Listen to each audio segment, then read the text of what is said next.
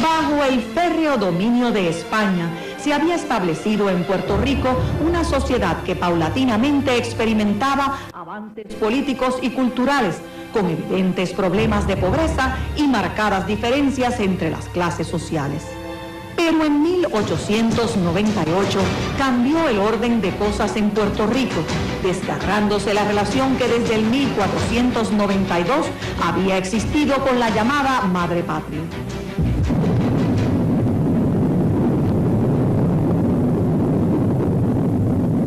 Fue en la madrugada del 25 de julio de 1898.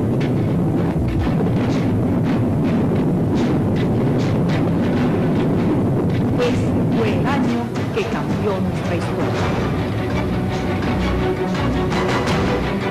Buenas noches y bienvenidos a esta edición especial de Telenoticias, con motivo del primer siglo de la presencia de los Estados Unidos en Puerto Rico.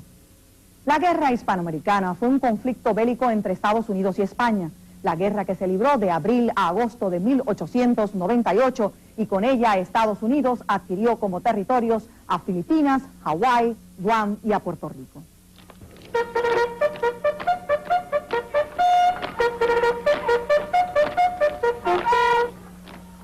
La política que había desarrollado Estados Unidos a lo largo del siglo XIX había sido la de conquistar o comprar territorios para extender sus fronteras.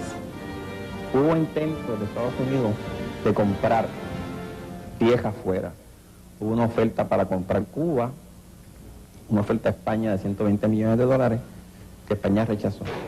En febrero de 1898, en medio de la lucha por independizarse de España que libraban los cubanos, Estados Unidos envió a Cuba el Maine, un crucero acorazado en una misión de buena voluntad.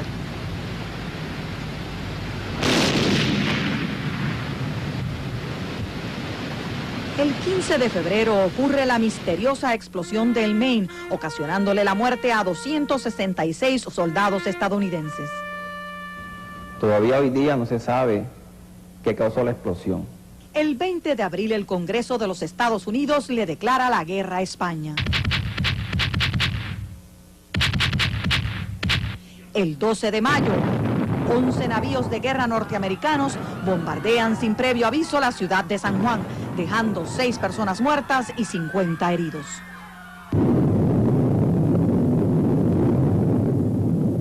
El 25 de julio el Gloucester bombardea Guánica y desembarcan 30 marinos, arrían la bandera española e izan la de los Estados Unidos.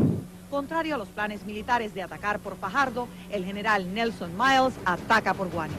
Miles escogió a Guánica precisamente porque en esa área de Yauco Ponce había la mayor desafección a España. El intercambio de fuego fue mínimo, ya que hubo muy poca resistencia a las tropas estadounidenses en Guánica. La proclama del general Miles hablaba de libertad, de manera que fueron muchos los puertorriqueños que interpretaron que la llegada de Estados Unidos significaba la libertad para Puerto Rico, la independencia. En una semana, las tropas del ejército de los Estados Unidos ocupan Yauco, desembarcan en Arroyo, asumen control de Adjuntas y tras una ligera escaramuza ocupan Guayama. Para tomar San Juan, las tropas de los Estados Unidos tenían que cruzar las montañas, donde los esperaban los españoles. Precisamente aquí, en el barrio Asomante, en Ay Bonito, los españoles estaban atrincherados. El combate hubiera sido fuerte, pero la historia no lo quiso así. Llegó el armisticio y los estadounidenses y los españoles no tuvieron que enfrentarse ni en Ay Bonito ni en San Juan. En agosto, los españoles rinden la plaza de San Juan a las tropas invasoras y se decreta el armisticio. Para muchos puertorriqueños, principalmente pues, aquellos políticos que esperaban que llegara la democracia liberal rápidamente, fue un poco de decepción. Porque Estados Unidos, tan pronto adquiere a Puerto Rico, implanta un régimen militar. En octubre abandonan la isla las tropas españolas y en diciembre se firma el Tratado de París, convirtiéndose Puerto Rico en posesión de los Estados Unidos. Luego de la pausa le echamos un vistazo a lo que ocurrió hoy en las distintas actividades para conmemorar este 25 de julio. Ya regresamos.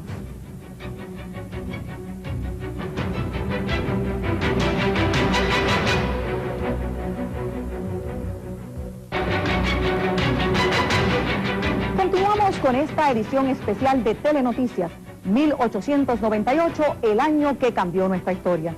Las tres fuerzas políticas que existen en Puerto Rico conmemoraron cada una a su manera este histórico evento. Telenoticias ha desplegado a sus reporteros y fotoperiodistas por las distintas actividades. Veamos el siguiente reportaje en equipo. Comprometiéndose a la celebración en diciembre de un plebiscito criollo si el Senado de los Estados Unidos no aprueba a tiempo una consulta sobre estatus, el gobernador Pedro Rosselló cambió de opinión y anunció hoy en Guánica que está convocando a la legislatura a una sesión extraordinaria para atender el asunto. Los puertorriqueños que tenemos una cita con el destino este año centenario, habremos de tomar la iniciativa para que la nación cumpla con su promesa. Y así, en el ejercicio de nuestra responsabilidad histórica ante nuestro pueblo, ante ustedes, estoy citando a nuestra legislatura a una sesión extraordinaria para que examine, evalúe y finalmente apruebe un proyecto de ley que autorice la celebración en diciembre de este año de un plebiscito de autodeterminación. La vida es una pasión, hay que llenar. Al ritmo de la Copa de la Vida, éxito de Ricky Martin, el gobernador hizo un reto al Senado de los Estados Unidos. Algunos dicen que el Senado Federal no tiene tiempo para aprobar un proyecto este año. Hoy les decimos que si el Senado no tiene tiempo, Puerto Rico sí. Enfatizando varias veces en el estribillo Puerto Rico sí, el gobernador planteó: hoy, ante estas mismas playas que vieron llegar a la democracia, ante este mar que le dio refugio a la esperanza, ante estos campos que fueron testigos de la promesa, yo sostengo que ha llegado la hora de hacer nuestra propia revolución. Por su parte, el comisionado Carlos Romero Barceló, en un enérgico mensaje, agradeció la ayuda del gobierno estadounidense, pero queremos decirle que no estamos satisfechos y no podemos estarlo de que no hayamos logrado la igualdad política y la igualdad económica. Y que eso no es solamente un problema de los puertorriqueños, es un problema también de la nación, porque no tienen fuerza moral para decirle a Fidel Castro en Cuba que celebra un plebiscito cuando a 400 millas de Cuba aquí hay 4 millones de ciudadanos americanos despojados de su derecho al voto y su derecho a representación. Aquí hoy exigimos ese derecho de igualdad política y económica, y que esta voz de este pueblo se oiga en todos los rincones de Puerto Rico, en todos los rincones de la nación y en el mundo entero. ¡Vamos para adelante! también en Guánica los independentistas se reunieron para repudiar la invasión estadounidense. La compañera Ivonne Soya nos informa. Ya a las 10 de la mañana dio comienzo la marcha de los independentistas. A pesar de que había cientos de personas, la realidad es que en el malecón también había otros cientos esperándolos.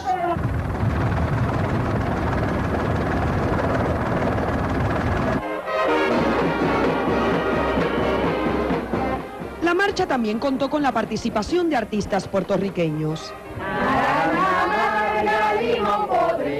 Sal de mi pueblo, te has destruido, sal de mi pueblo, que lo has jodido, sal de mi pueblo, te lo exigimos. Y representación de diversos sectores independentistas, comenzando con el Comité Pro Liberación de Presos Políticos y su presidente Luis Nieves Falcón. La invasión no está desconectada de los presos políticos. La invasión trunca la libertad y el encarcelamiento de los presos trunca la libertad de los que luchan por la independencia de Puerto Rico.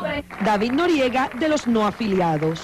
Bueno, estoy aquí como un militante más de la independencia de Puerto Rico, ofreciendo un apoyo solidario a la causa de la independencia de Puerto Rico, demostrando con la acción y uniéndome al desprendimiento de todo el independentismo. Invitados de más de 10 países, los macheteros, el Congreso Nacional Ostosiano, el Frente Socialista, el Nuevo Movimiento Independentista y obviamente los anfitriones, los pipiolos. De hecho, Víctor García San Inocencio proclamó esta plaza de Guánica como liberada.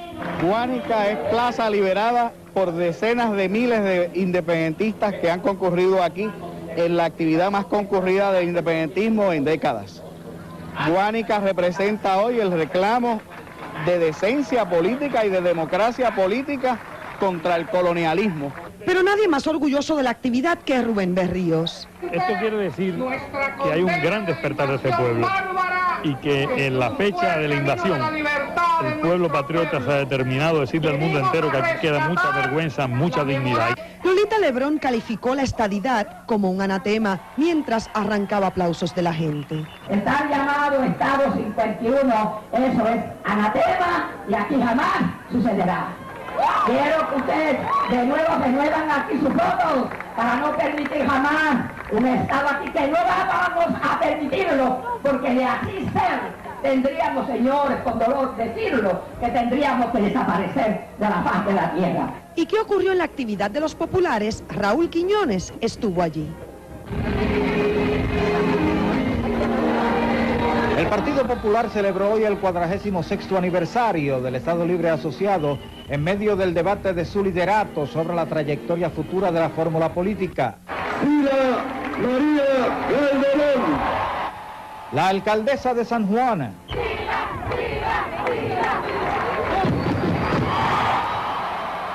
reclamada por muchos como candidata popular a la gobernación, opina que entre Puerto Rico y Estados Unidos existe un pacto bilateral. El Estado Libre Asociado no es una colonia.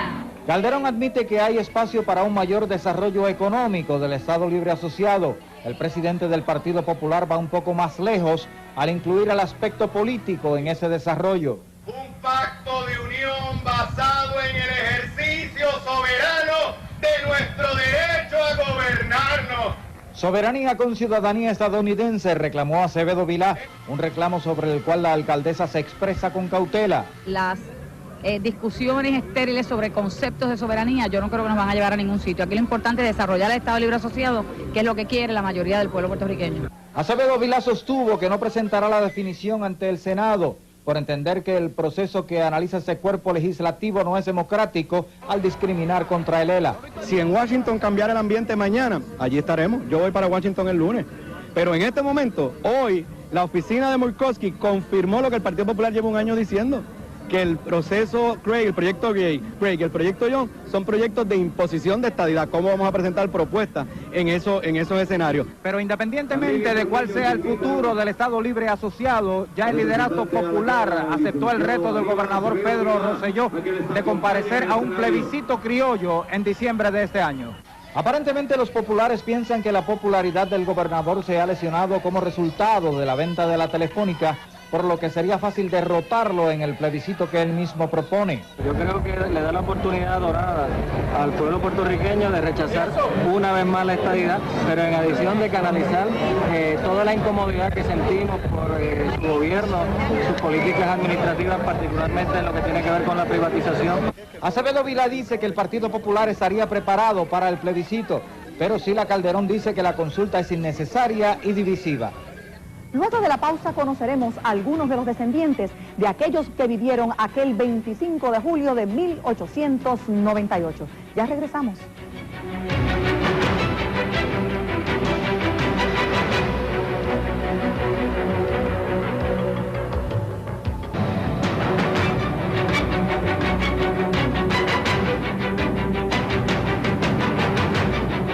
Han pasado 100 años desde aquel histórico 25 de julio, por lo que no hay sobrevivientes que puedan narrarnos lo que allí se vivió. Pero quedan sus descendientes y con ellos sus recuerdos. Precisamente en la calle 25 de julio del pueblo de Guánica viven don Florencio Suárez Williams y su esposa Rosalba Morsiglio, ambos descendientes de hombres que jugaron un papel el día de la invasión en 1898. Doña Rosalba es descendiente de Juan Morsiglio, un italiano práctico de Puerto de Guánica en los tiempos de España, que se alió con los norteamericanos el día de la invasión. Mal afuera, él vio esos barcos que venían, ¿verdad? Entonces por señas se comunicaron unos y otros, los que estaban entrando en los barcos y él, y les ayudó a entrar al puerto. Don Florencio Suárez Williams es nieto del capitán Abraham Williams, un médico de Massachusetts que llegó a Guánica en el Gloucester con el general Miles. Amaneció el 25 de julio temprano 2 barcos, uno grandísimo que decían el Gloucester, con 3 chimeneas, y el Wasp, otro más pequeño, parece que era de armamento, y el único que se pegó más cerca fue a la boca del puerto fue el Wasp. Entonces de allí bajaron un destacamento militar de Marina y ocuparon el faro. El que bajó la bandera española, don Venustiano Reguera, gritó ¡Viva España!, pero no podía hacer más nada, sino demostrar lo que sentía su corazón. Según don Florencio, en la mañana del 25 de julio de 1898, el capitán Abraham Williams estableció aquí en el faro de Guánica un hospital, inicialmente para dar servicios a las tropas y más adelante para atender la población criolla. Me impresiona saber que mi abuelo era militar de rango y que le sirvió bien a Guánica, porque vio miseria en Guánica y enfermedad y insalubridad en el poblado, y consiguió del gobierno que lo permitieran un tiempo aquí para establecerse un hospital. El capitán Williams se casó con Victoria Padilla, hija de un terrateniente español. Y tuvieron a mamá y le tocó ir a Vallajá a ejercer en un hospital allí. Luego de Vallajá lo trasladaron a Jacksonville. Según relata don Florencio, contando a su abuelo, fueron 3 los soldados estadounidenses que se quedaron en Guánica después de la invasión. Abraham Williams, José el Americano, como lo conocíamos aquí, y entonces Ernest Kilgore, que estableció su familia aquí y vivió hasta lo último, empleado de la central. Ernest Kilgore, que todavía quedan familiares en Ponce de él. La figura de José Maldonado, conocido en la historia como Águila Blanca, se ha convertido en parte de nuestro folclore. Pero ¿quién fue realmente Águila Blanca?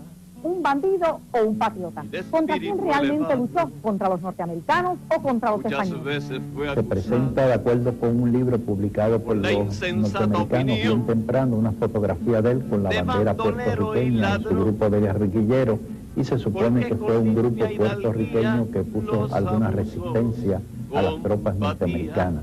Por otro lado, se presenta también a él como una persona de las llamadas partidas sediciosas que atacaban las haciendas de los españoles en represalia después de la invasión norteamericana. Lo que se ha encontrado es que José Maldonado, que había sido encarcelado por las autoridades españolas a los 12 años, había sufrido bastante en la cárcel, se había fugado varias veces, había participado en la campaña de Cuba contra los españoles, estaba en Nueva York en el momento que se dio la invasión de Puerto Rico y vino en transportes norteamericanos después de la invasión a Puerto Rico. Y entonces organizó una partida para atacar las haciendas y las casas de comercio españoles. Sin duda alguna, la llegada de Estados Unidos a Puerto Rico significó también la llegada de otro pensamiento social y de otra religión. Luego de la pausa analizamos estos aspectos en la continuación de esta edición especial de Telenoticias.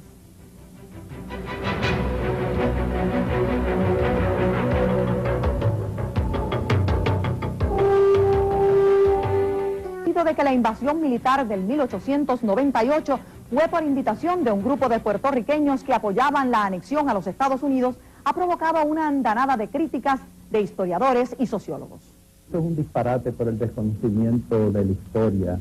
Ella desconoce que el grupo puertorriqueño que estuvo en Washington pidiendo a los Estados Unidos que sí que invadiera Puerto Rico, que ya estaba decidido por Estados Unidos la invasión, era el mismo grupo que había estado por años gestionando invasiones a Puerto Rico de cubanos y puertorriqueños que iban a venir a liberar la isla. Que los comentarios que hace la secretaria de Estado en relación a los motivos por los cuales se produce la invasión en Puerto Rico solo tienen una importancia histórica y sociológica en la medida en que son un buen ejemplo y muy representativo de las deformaciones intelectuales y emocionales que produce el colonialismo. Pero actualmente cualquier historiador, que sea de izquierda o de derecha, sabe muy bien, los norteamericanos llegan a nuestro país más que nada como resultado de un proceso expansionista, de proyecciones imperialistas que no tenía ninguna intención altruista. Obviamente había un grupo de puertorriqueños radicados en Nueva York, participantes del comité allá en Nueva York, que querían la invasión de Puerto Rico y que cabildearon en Washington por la invasión de Puerto Rico, ¿no? Jena, Ford, etc. Pero esa invasión estaba contemplada desde hace mucho tiempo. Y se iba a dar de cualquier manera. La llegada de las tropas estadounidenses por Guánica representó un dramático cambio en la realidad puertorriqueña, desatándose, entre otras cosas, una guerra religiosa. Veamos. Bueno, la invasión de 1898 cambió totalmente la vida puertorriqueña, ¿verdad? Cambió nuestra economía, que era una economía que giraba alrededor del café. Estados Unidos nos impuso aquí una economía para el azúcar, que era lo que ellos interesaban. Se acaparó la tierra por los grandes latifundios norteamericanos que vinieron para las centrales azucareras y se trató de americanizar a nuestro pueblo, de enseñar nada más que en inglés. No únicamente vinieron tropas, sino que también vinieron las grandes empresas de los Estados Unidos. Esas empresas se establecieron inmediatamente en Puerto Rico. Puerto Rico se convirtió en muy poco tiempo prácticamente en un inmenso cañaveral. Estados Unidos, tan pronto queda Puerto Rico, implanta un régimen militar. A nivel económico ató nuestra economía a la de Estados Unidos. En segundo lugar, nos imbricó en el sistema civil y político de Estados Unidos. En tercer lugar, retrasó el desarrollo político nuestro en comparación con la de otros pueblos latinoamericanos. La visión religiosa protestante, estrechamente unida a la cultura norteamericana, veía al pueblo de los Estados Unidos como el pueblo escogido y la expansión militar como la oportunidad de evangelizar y civilizar al mundo no protestante. De esta forma, coincidiendo los intereses religiosos con los económicos. No solamente se da la guerra militar, sino aquí hubo una guerra religiosa. Grupos en Estados Unidos, inclusive mientras estaba el proceso de la misma guerra, ya se habían dividido Puerto Rico, grupos protestantes. Tan pronto como Puerto Rico se convirtió en posesión de los Estados Unidos, decenas de escritores, fotógrafos y periodistas comenzaron a recorrer los pueblos y campos de la isla. Las publicaciones producto de estas visitas, que se distribuyeron en todos los Estados Unidos, presentaban predominantemente una visión de un Puerto Rico negro, pobre y atrasado socialmente. Que en el siglo XIX era la televisión de la época, son los estereoscopios. El estereoscopio era un aparato por el cual tú colocabas una foto y a cierta distancia se veía tridimensional. Aquello causó un espectáculo, entonces vendieron miles y miles y miles. Y de eso, pues en Puerto Rico llegaron fotógrafos también, que hicieron fotos originales únicas. La foto muestra a 4 niños desnudos mirando hacia el horizonte y el calce lee, esperando al tío Sam en una playa de Puerto Rico. En la parte posterior, el fotógrafo explica que los niños de color se multiplican sin mucha atención ni educación en la isla. Y eso creó toda una imagen en Estados Unidos de cómo era el puertorriqueño en aquella época. Fueron muchos los libros y revistas colmados de fotos de Puerto Rico que se publicaron en los Estados Unidos a raíz de la invasión. La mayoría de las fotos son mujeres negras y niños sin ropa. Y tú dices, ¿pero qué? ¿Eso es lo que había aquí? Bueno, aquí había de todo. Esta foto de una sala en el calce dice que el lector podrá notar la gran diferencia entre esta y sus contrapartes en los Estados Unidos y señala, entre otras cosas, la extraña forma en que están colocadas las losas del piso, las ventanas de celosías que parecen las aperturas de una prisión y los feos muebles. Esta foto de una mujer lavando ropa en el calce dice que la ropa la lavan al aire libre y la energía la suplen mujeres mestizas o de color. Y esta que identifican como una aldea primitiva en Caguas.